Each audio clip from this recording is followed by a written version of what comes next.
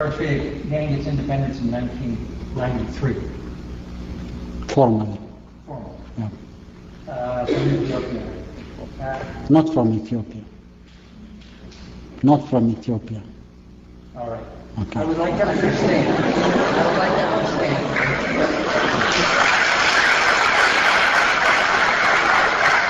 Okay. What it is that seems to have altered the stance of the Ethiopian government towards Eritrea.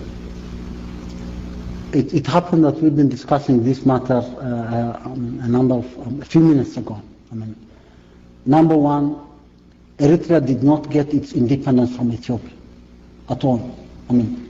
We had our just cause. We fought for a long time, for almost 3 decades, probably half a century.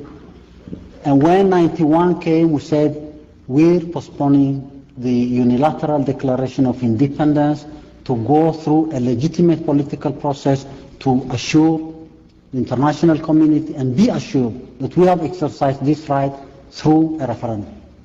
Then people were saying, well, a referendum could be expedited if the Ethiopian government agrees to the referendum process. We said no, not at all.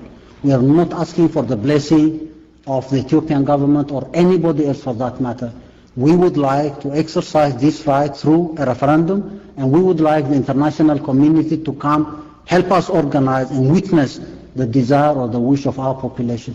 No one was invited to offer Eritrea independence in a silver platter, not at all. We rejected that all the way. We waited for 2 years after 1991, 1993, a referendum, fair and free choice of the population was expressed through that referendum, and we got our independence. No one gave us our independence. We did not get our independence from anyone, not Ethiopia, not Somalia, not Sudan, or even the international community. The international community was there to witness an exercise of free choice of the Eritrean people, which culminated to the independence of this small country. And now we see, I've tried to briefly explain why this government in Ethiopia has trapped itself into a quagmire. People are speculating. Why is this government now changing course? Why this border conflict? Wasn't there an alliance for the last 25 years? Haven't you worked together, sacrificed together? Weren't you comrades in arms? Why this problem now? It's actually a question that has puzzled me for so long, and I have not found one clear answer to this matter now. Why?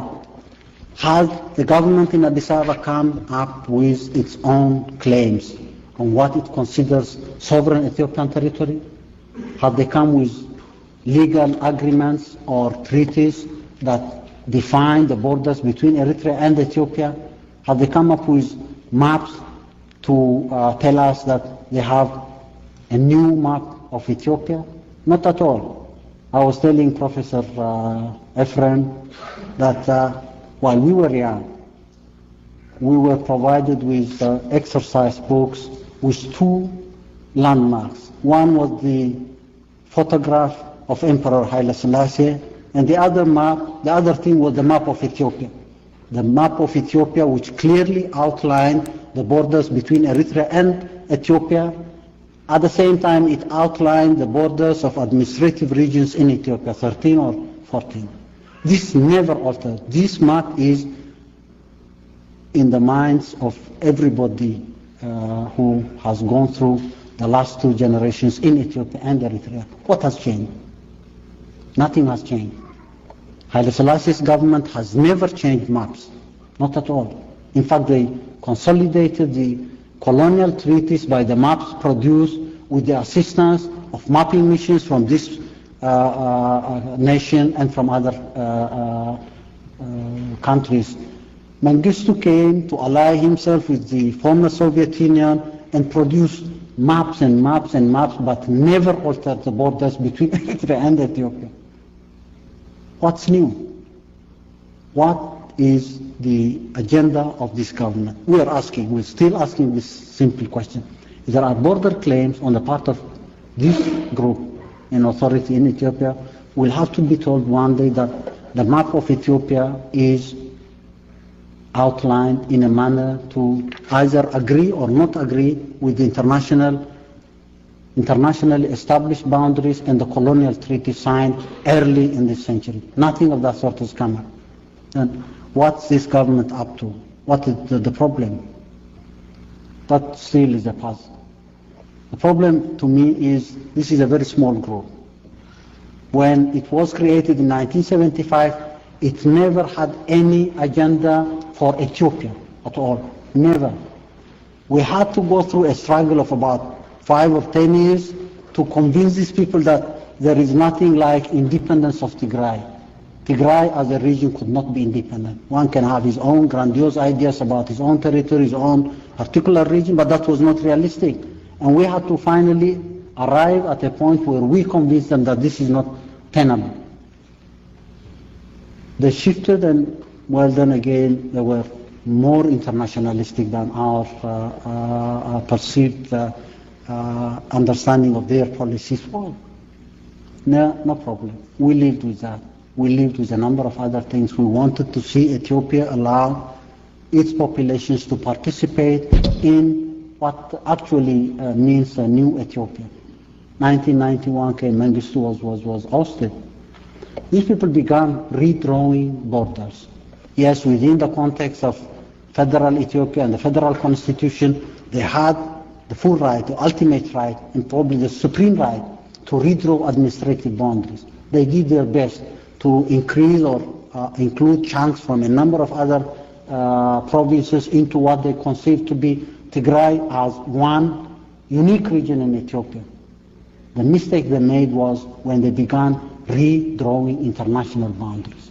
That's where they were trapped, and that's what we call the quagmire. Now they can't get out of that quagmire, they can't extricate themselves out of the cut. They will have to find an explanation for this act of violation. Because it cannot be justified, they are living in a situation of obsession or chain reaction where a mistake is resolved or attempted to be solved by another mistake.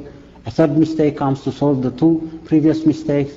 That kind of vicious circle they live in, and that might be an explanation on what these people are up to. But again, is that a persuasive explanation of what they are up to justify the loss of tens of thousands of lives, both from Eritrea and Ethiopia, to tell us at the end of the day that they were mistaken and they had a misperception about their borders?